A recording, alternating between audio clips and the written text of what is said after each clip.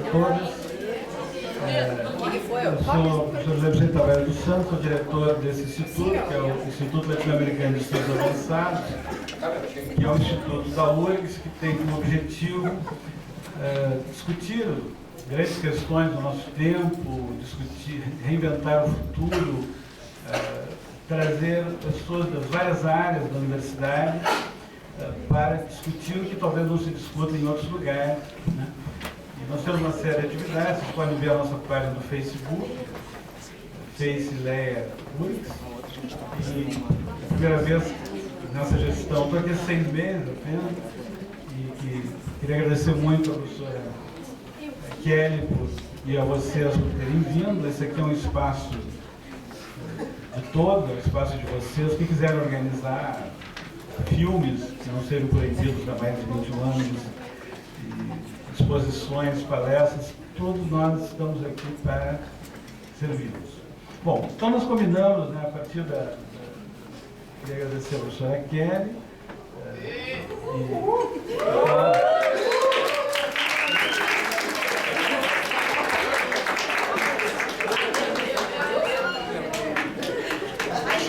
na verdade, assim, foi uma surpresa para mim toda essa bela recepção, porque o combinado foi uma aula do professor Zé Vicente, eu comentei com o professor há alguns anos, e é isso, estamos esperando então por uma aula do professor Zé Vicente. Na realidade, eu achei melhor falar por último e convidei algumas pessoas, então, o professor Alex Teixeira, que é um jovem professor da URGS, doutor por essa universidade, professora Michele Faxineto, que fez doutorado conosco e já é professora na Universidade Federal de Pelotas, a Mariana Santos, que é advogada, e ela vai falar sobre a atividade dela e faz doutorado conosco, e o Vitor Ribeiro, que fala chinês, mas de vez em quando ele fala português e faz um mestrado conosco, que também vai participar. E a Laura Zacher, que é aluna do mestrado, é socióloga da Defensoria Pública do Rio Grande do Sul, tem uma vasta experiência internacional, fala 4 línguas e também vai falar em algumas delas aqui. Então, acho que começamos.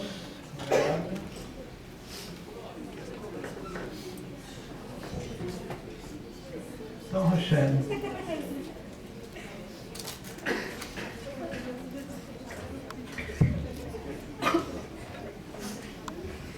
Bom dia, jovens. Bom dia. Bom dia, jovens da mesa. Obrigada, professor José Vicente, pelo convite. Olhando assim para esses rostinhos, todo mundo está me ouvindo? Sim. Olhando assim para esses rostinhos tão jovens, eu me lembro, eu já dei aula no ensino médio, e me ocorreu assim algumas situações engraçadas, pelo menos uma engraçada, que eu costumava observar na sala dos professores, quando eu dava aula. Os professores costumavam dizer assim, mas essa gurizada de hoje não quer saber de nada, não tem interesse por nada, não gosta de participar, não gosta de política, não se interessa por nada. Vive na internet fazendo nada. Né? Fazendo nada na internet. O que a gente vai discutir aqui hoje um pouco é uma ressignificação, né, dessa própria ideia de que estamos na internet fazendo nada. Não estamos fazendo nada no Facebook. Será que não estamos fazendo nada no Facebook? Então, pessoal, eu tenho acompanhado algumas análises sobre esses protestos que estão acontecendo, sobretudo nesse último mês, e não só isso, né, no Brasil. E o que aparece muito claro é uma certa indefinição, uma certa perplexidade diante de algo que é bastante complexo, algo que é bastante difícil de entender. Né? Então é muito difícil muitas vezes interpretar, é muito difícil às vezes apontar tendências ou razões, será que vai continuar, será que não vai? É um estado realmente de perplexidade diante dessa situação. E o que se tem observado, né?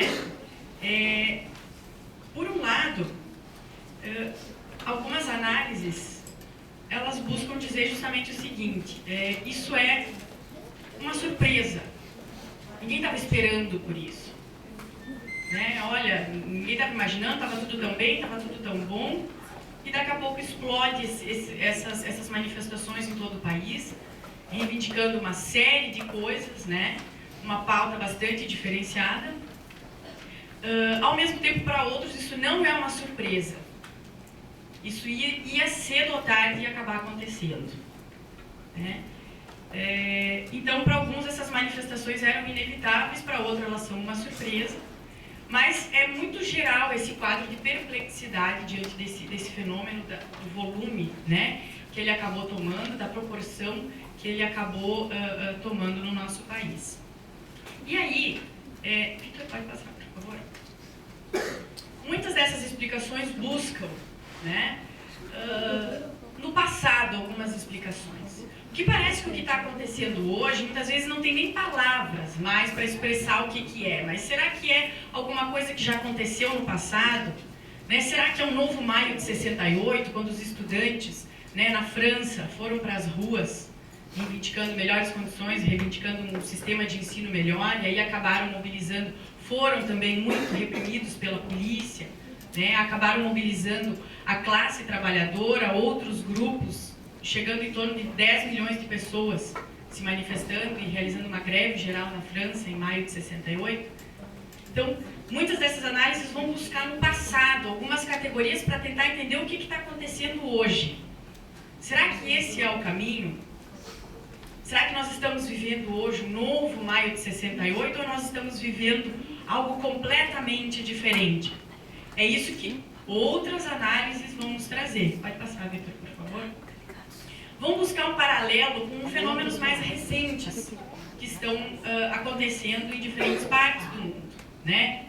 Na Turquia, em Cairo, no Egito, né? A retomada das praças como um local de manifestação. Pode passar, por favor, Victor. O movimento dos indignados na Espanha, ou mesmo o Occupy, né? Em Wall Street, em 2011. Então, a tentativa de buscar paralelos, olha, no passado aconteceu isso, será que a gente pode pensar que o que está acontecendo hoje tem algum paralelo com isso? Ou será que está mais vinculado a esses movimentos, né, que estão acontecendo ao longo, em diferentes partes do mundo? Bom, é certo que nós temos aqui no Brasil uma especificidade, nós temos aqui condições distintas de outras partes do mundo que vão fomentar e vão produzir essa configuração dos movimentos como eles se deram aqui no Brasil. Então, muitas das análises que eu acho que são mais interessantes para a gente pensar esse fenômeno é aquelas que vão explorar justamente o ineditismo dessas manifestações. Não adianta recorrer mais ao passado, porque o que nós estamos vendo hoje é algo completamente diferente, né?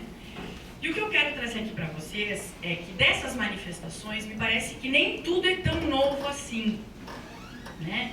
Esse gigante acordou, mas talvez uma parte dele já tivesse acordada há muito tempo, né? É que a gente, ou a mídia, não olhava para esses movimentos como passou a olhar, dada a proporção que eles assumiram. Pode passar, por favor.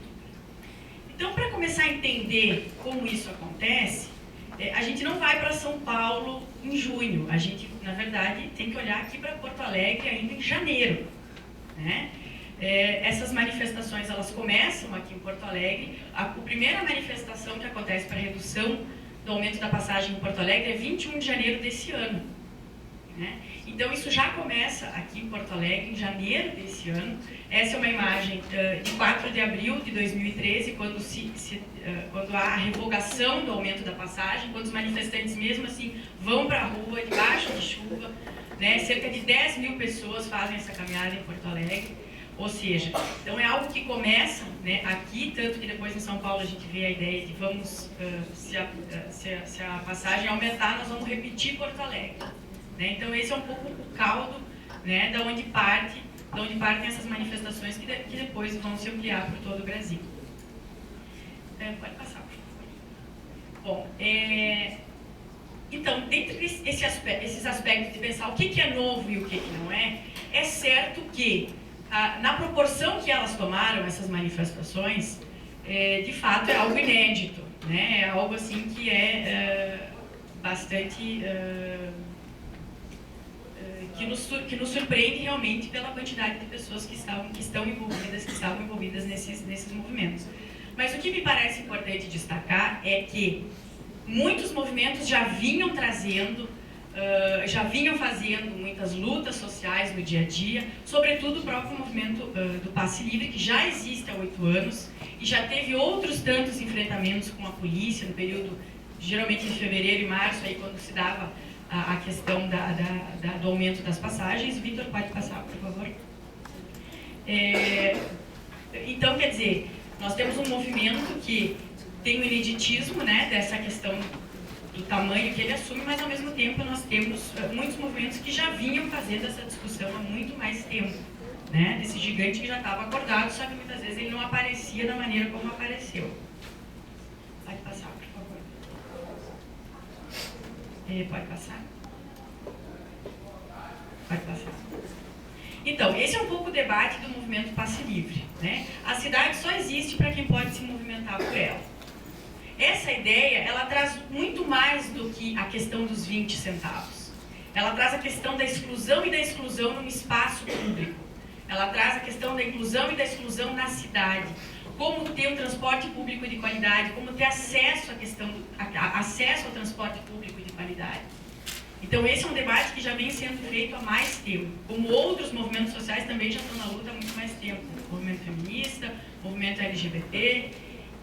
Então, quer dizer, um gigante que acordou, mas, né, que acordou agora de uma certa forma, mas que uma parte desse gigante já estava lutando há muito mais tempo. Pode passar, por favor. Outra questão central dos movimentos atuais é o papel das redes sociais na mobilização dos sujeitos, né, das pessoas que estão participando deles. Isso também é um certo ineditismo, mas a gente já vê como isso vem acontecendo, por exemplo, com a Marcha das Vadias, né, que começa lá no Canadá em 2010, 2011 e vai se espalhando em diferentes cidades no mundo todo. E isso via redes sociais. Então essa também é uma nova tendência para essas organizações, né? O papel das redes sociais na mobilização dos sujeitos para participarem desses movimentos. A outra questão é a própria horizontalidade. O que é isso? Não há lideranças. E quando elas tendem a aparecer, elas não são nada bem vistas ou bem quistas, né? E eu acho que isso também não pode ser visto como uma fragilidade do movimento ou dos movimentos. Nós não temos uma liderança, então nós não sabemos com quem conversar. É interessante, por exemplo, né, eu vi uma jornalista, uma repórter do G1, ela batia na mesa assim e dizia: mas quem é o líder disso? E qual é a pauta? Porque a gente não tem como dizer aqui, né, a gente não sabe quem é o líder e quais são as pautas. Eu preciso saber claramente quais são as pautas. Mas será que essa é a única maneira que a gente tem democrática de ter um líder, de ter uma pauta ou uma clareza muito precisa? Será que essa é a única gramática democrática possível?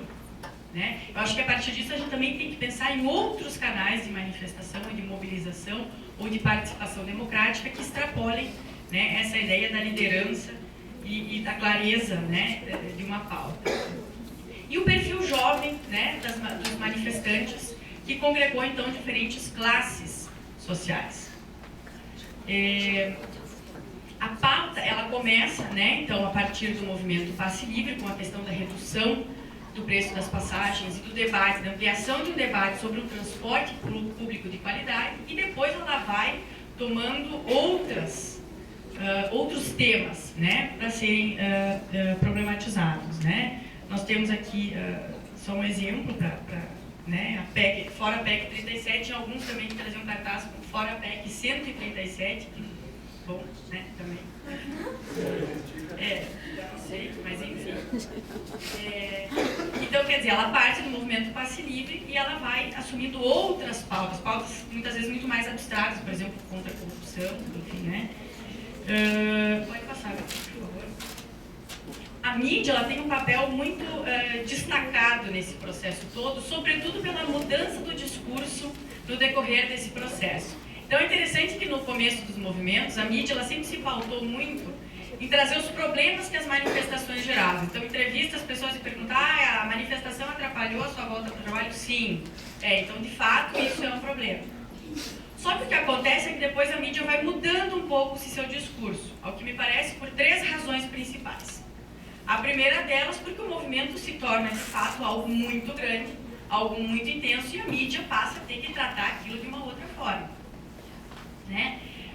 A segunda é a própria questão das redes sociais, que vão o tempo todo atualizando em tempo real o que está acontecendo nas ruas e que muitas vezes coloca em xeque o que as mídias convencionais costumavam exibir, né? Então a gente tem vídeos, por exemplo, que vão mostrar como a mídia estava fazendo a edição das imagens para enfatizar, por exemplo, a questão da violência dos manifestantes, quando há outros vídeos que mostram que não foi bem assim, né? Então a mídia também começou a se ver confrontada com outros discursos, com outras falas, e tendo que muitas vezes voltar atrás e dizer: olha, não foi bem assim, quer dizer, é importante a manifestação, é importante a democracia, não são todos vândalos, né? E por fim, a questão da violência policial, que foi cometida contra alguns jornalistas. Aqui tem a imagem dessa menina, que é uma repórter da Folha de São Paulo, que foi vítima de uma bala de borracha da polícia de São Paulo. Ou seja, é um determinado grupo experimentando algo que já é muito comum nas periferias das nossas cidades, né, que é a violência policial. Então, esses sem bala de borracha, detalhe, né? Esses 3 aspectos me parece que foram decisivos, né, para a mídia ir mudando um pouco seu discurso e dizendo: não, peraí, não é só um bando de vândalos, né, falando alguma coisa e quebrando tudo. Estão pedindo por alguma coisa. Por favor. No que diz respeito, né, às motivações, o que está gerando tudo isso, né? Não se trata, claramente que não se trata só dos 20 centavos, né, como muitos cartazes já nos informavam nas redes sociais, né? Então, o que está se apontando muito com relação a isso? Primeiro, uma das possibilidades é que nós temos o impacto da ascensão de um grupo social, a classe média, com ascensão ao acesso a consumo e a bens, né, de consumo, e que estão com expectativas muito altas. Quer dizer, não basta só o acesso a esses bens, mas nós temos também que pensar na qualidade desses serviços públicos que são oferecidos, né? Então, bom, nós estamos desejosos de algo mais, né? A outra dimensão que me parece muito, muito, muito importante é uma crise da própria noção de representação política. Nós estamos distantes dessas instituições, nós estamos distantes dos canais de participação e, de fato, queremos nos sentir mais ouvidos, mais representados e que o povo possa participar mais. Então, me parece que uma forte razão que está por trás disso está relacionada, de fato, a essa questão da representação política e do quanto nós estamos não representados ou distantes dos canais de participação e estamos querendo, de fato, dizer: olha, nós queremos participar mais, nós queremos ser mais ouvidos, né? E queremos que o povo esteja mais próximo dessas instâncias de decisão. Por fim, a própria violência policial, que foi um elemento que contribuiu para mobilizar mais as pessoas em torno desses movimentos, né? Foi um combustível, né, que acabou mobilizando mais pessoas para participarem disso. O que fica disso tudo, né? De toda essa explosão que aconteceu nesses últimos dias, né? Será que esses movimentos vão continuar? Será que eles vão continuar na forma de manifestações na rua? Que outras formas são possíveis? Que impactos isso está trazendo para a nossa sociedade? A gente sabe que no âmbito político isso já está tendo desdobramentos, né? Volta para a pauta da discussão, por exemplo, a questão da reforma política, a questão de fazermos um plebiscito, né? Então, quer dizer, já estamos tendo aqui alguns desdobramentos políticos dessas manifestações. E, de certa forma, há uma certa angústia em torno do que vai acontecer agora, né? Uma certa incerteza, justamente, né? Por saber se esses movimentos, se essas manifestações vão acontecer, como elas vão acontecer, e, bom, se elas estão nas ruas e como elas fazem para ir além das ruas, né? Então, o que eu acho que a gente pode entender dessas manifestações, que me parece muito importante, é pensar que novas formas de participação democrática estão colocadas. Nós precisamos criar novos mecanismos para além, né, do voto, quer dizer, a cidadania, a democracia começa a ser entendida de fato para além do voto. Nós precisamos participar dos processos decisórios. É isso que está fundamentalmente por trás, né? Novos canais de participação, novas possibilidades de participação dos sujeitos nos processos decisórios. E o que me parece central, esse desenvolvimento de uma cultura política, de sabermos o que está acontecendo no Senado, o que está acontecendo na Câmara dos Deputados, o que está em votação, o que é a atribuição de cada poder, como nós podemos participar mais disso, entender mesmo como funciona essa gestão, né, governamental. E parece que é isso uma grande contribuição dessas manifestações, esse desenvolvimento de uma cultura política, de nos interessarmos, de participarmos, de estarmos mais próximos, né, desses mecanismos decisórios. E de construirmos, né, novos canais de participação. Quer dizer, se esses estão insuficientes ou estão esvaziados, nós precisamos criar novos, quem sabe, canais de participação para que as pessoas possam se ver mais dentro desses processos, né? Outra questão que me parece importante dos desdobramentos desses movimentos é o resgate da rua como um local de manifestação democrática, né?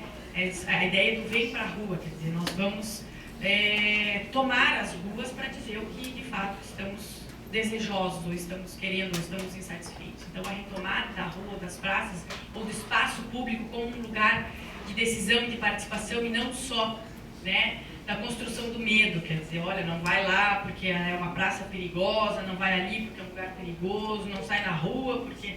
Então, quer dizer, eu acho que há uma nova significação do espaço público, né, no sentido de ampliar essa participação democrática.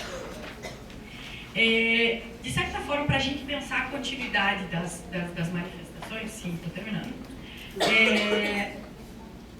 me parece que é preciso que a gente pense muito mais em tentar fechar, né, numa definição ou um entendimento muito fechado do que está acontecendo, é pensar a partir da complexidade que isso se coloca, né, dos diferentes sujeitos, das diferentes reivindicações, né, dos diferentes atores que fizeram parte desse processo, para tentar pensar agora, para além da rua, o que pode ser feito, né? De que maneira todos esses movimentos, essa juventude que está na rua, pode contribuir, para além de estar na rua, né, pensar outros desdobramentos possíveis que vão estar ligados, sim, à nossa participação em canais cada vez mais ampliados desse processo democrático. Então, eu acho que é um pouco essa lição que fica. Como articular melhor essa dimensão da cidadania com a dimensão das instituições sociais, que é das instituições democráticas, que eu acho que é o passo seguinte para além da tomada das ruas. É um pouco isso. Obrigada.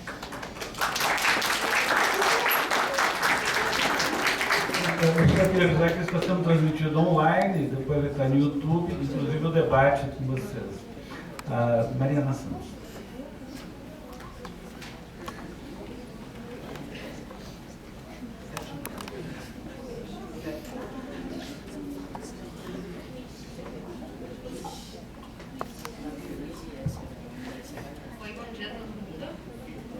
Tinha dito, eu sou a Mariana, eu faço doutorado aqui na casa em Sociologia e também sou advogada do Serviço de Assistência Jurídica da Universidade, SAJU da URGS. Eu não sei se vocês já ouviram falar, mas aqui atrás está o telefone.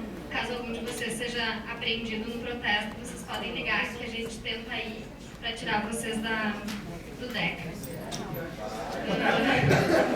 Porque aconteceram várias vezes e a gente fez isso, é isso que eu vou conversar com vocês agora. Bom, o que é o SAJU? Bom, o SAJU é um projeto de extensão da universidade que tem mais de 50 anos. Ele tem, na verdade, 63 anos, ele completou esse ano.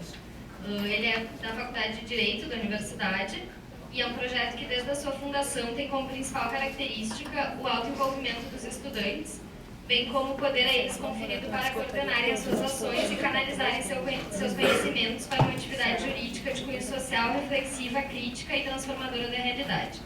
E não é só para os alunos do direito da faculdade, nem só da URGS, pode ser de alguma outra universidade, também de outros cursos que queiram se integrar, como psicologia, ciências sociais, etc.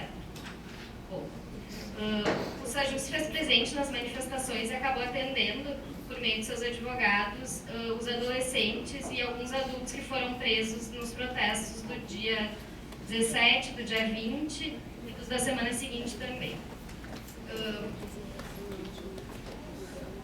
Bom, o SAJU, então, desde 1950, ele milita na defesa dos direitos humanos, atuando nas comunidades, ajuizando, casos da população de baixa renda e dialogando com os movimentos sociais.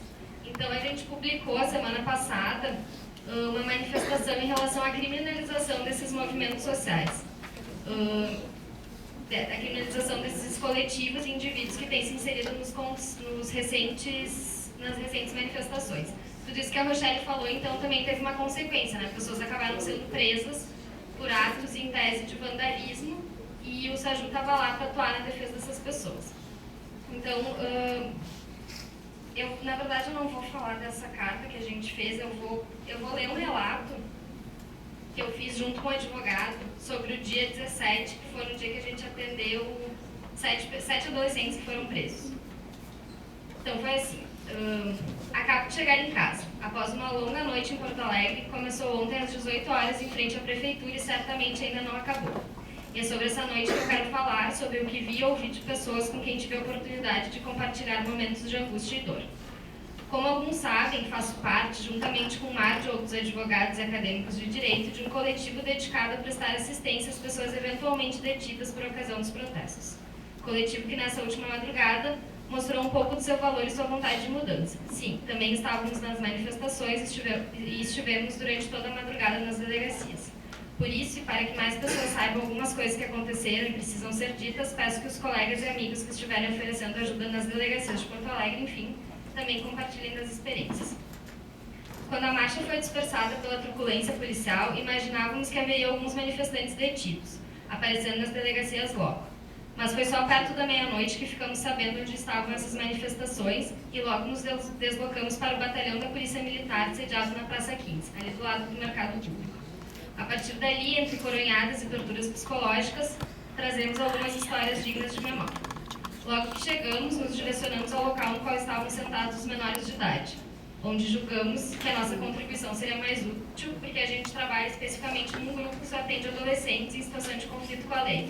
Então, são meninos e meninas de 12 até 17 anos que a gente atende quando eles estão sendo processados por alguma coisa.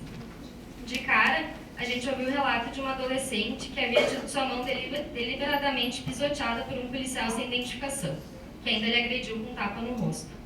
Pensei que esse seria o tom da noite, mas logo vimos que isso teria sido apenas uma gentileza praticada pela polícia dentro de um contexto geral. Uma menina de 15 anos, muito pequena, nos contou aos prantos o que lhe aconteceu quando pediu de joelhos a um policial que lhe retirasse do meio da confusão, em meio a estapindos e gás lacrimogêneo. Esse policial, na verdade, ela se ajoelhou em frente ao batalhão de choque e disse: por favor, me tirem daqui, eu não consigo mais respirar, eu preciso de ajuda. Esse policial prometeu que iria ajudá-la e retirá-la do local. Na verdade, ela nos contou, né, que ele atirou ela no chão e pisou no seu pescoço, brandando que aquilo era uma ditadura e que era ele que mandava lá. Após isso, lhe desferiu chutes no rosto, jogando-a posteriormente em um camburão. Ainda debochou da sua cara quando ela perguntou seu nome, dizendo que ir atrás disso, descobrir o nome dele, era um problema dela. Nesse camburão estava outro menino que me relatou como era proibido olhar para cima, sob pena de receber borrifadas de spray de pimenta no rosto. Esse menino tinha 17 anos. Foi o que aconteceu também com outras pessoas que estavam ali. Ele também foi chutado na cabeça. Outro que estava ali nos relatou como um policial militar montado a cavalo lhe agarrou pelos cabelos na Avenida Salgado Filho e o fez correr do lado do cavalo até o chalé da Praça 15, onde é o batalhão da Brigada Militar. O policial bem-humorado deixou bem claro a todos os seus colegas que havia ensinado o garoto a trotear, pois vez e outra acelerava o passo do cavalo, obrigando sua vítima a correr para acompanhar o ritmo. Houveram histórias piores, se é que é possível, infelizmente eu não posso revelar, porque a gente atende esses adolescentes e eles não querem. Então, o que fica de tudo que a gente viu nas manifestações foram que muita gente foi presa ilegalmente. Então, tem que ter muito cuidado quando se vai participar disso, porque a polícia não tem feito uma distinção entre quem realmente quebra as coisas, enfim, se isso pode ser também pode se prender uma pessoa por causa disso, ou simplesmente pessoas que estavam só manifestando com seus cartazes, enfim. Teve inclusive um estudante da URGS de Educação Física, ele está no primeiro semestre, tem 17 anos, que estava filmando e filmou, inclusive, um outro adolescente que a gente atendeu sendo preso, e ele também foi preso porque ele estava filmando. Então, são meninos que hoje estão respondendo a processos, porque a justiça juvenil é muito rápida, então já está quase no final do processo, daqui a pouco vai ser a sentença para ver se eles vão ser condenados ou não. E eu, sinceramente, pela experiência que tenho como advogada, acredito que vão ser presos, vão ser condenados. Então, na verdade, fica isso, assim.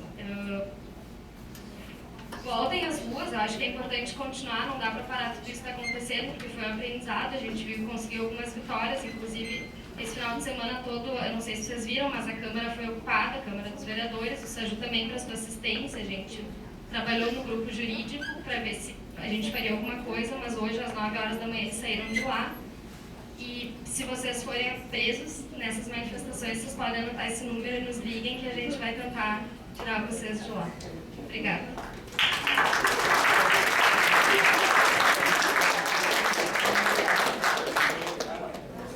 Então, passo agora para o Vitor. Bom dia a todos. Obrigado pela presença de vocês. Eu queria só saber, assim, de modo geral, vocês estão no primeiro, segundo ou terceiro ano? Primeiro. Vocês estão com 15, 16?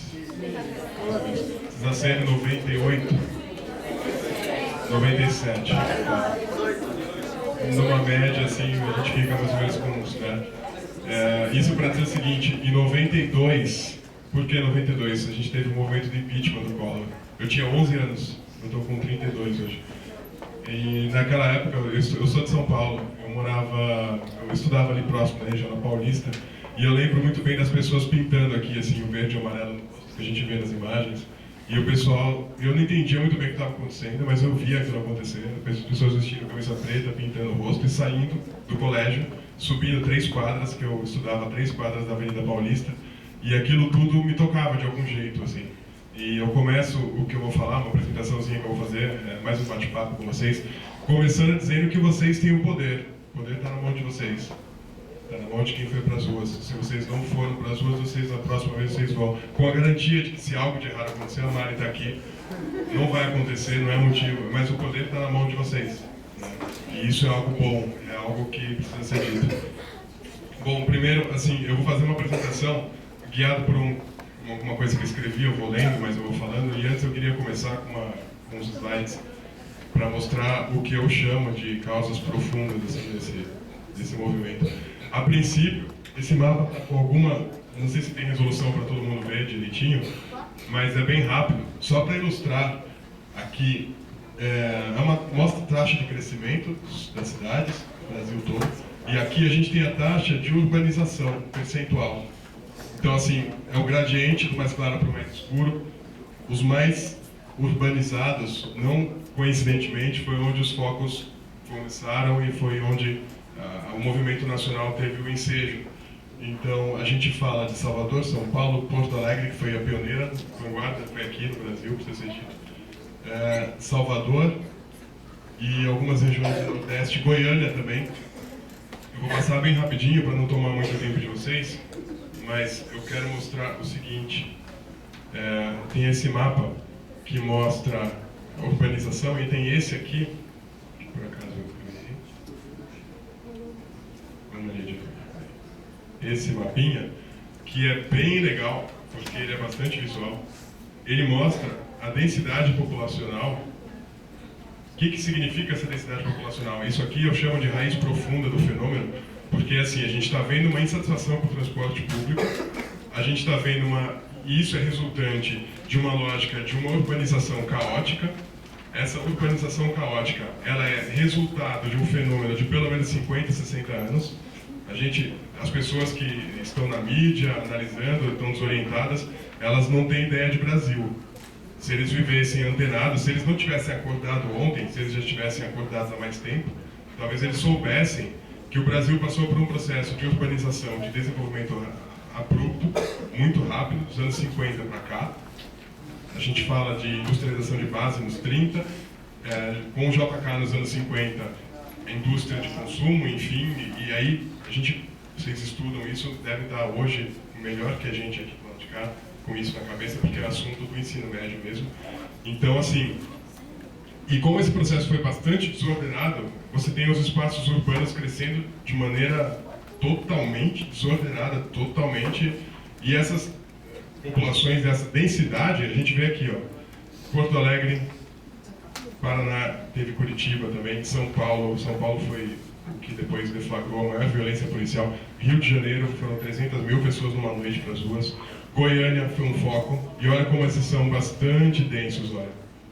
Tá? Então eu vou passar esse mapa, e daí eu faço o seguinte, uma vez tendo colocado as causas que eu chamei de profundas, tem um histórico disso, não é aleatório. Né?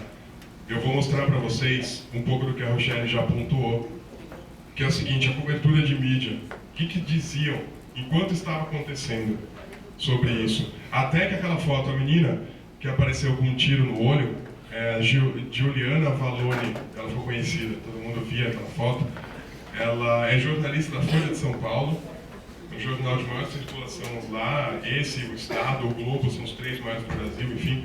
Então, assim, no dia 12, a gente tem vândalos na Paulista botando fogo.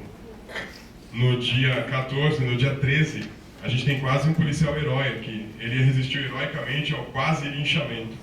Vocês devem lembrar disso, né? Que ele ficou acuado, esse aqui é o Tribunal de Justiça lá em São Paulo. Ele pegou esse guri aqui tentando pichar, ele rendeu o menino, ele levou uma pedra na cabeça, mesmo sangrando, ele ficou encurralado, ele sacou a arma, ele apontou a arma, essa foto que está sendo tirada, ele está apontando a arma para as pessoas. E tem vozes, tem vídeo desse instante, das vozes dizendo, pega ele, tira a arma da mão dele, mata, mata. Pessoas jovens, né? Como nós, eu ainda sou um pouco jovem. E ficou um clima bastante tenso. E no dia 14, no dia 13, né? No dia 14 aconteceu isso aqui. Essa manchete aqui, da quinta-feira 13. 14 foi sexta. Isso aqui são fotos do dia anterior.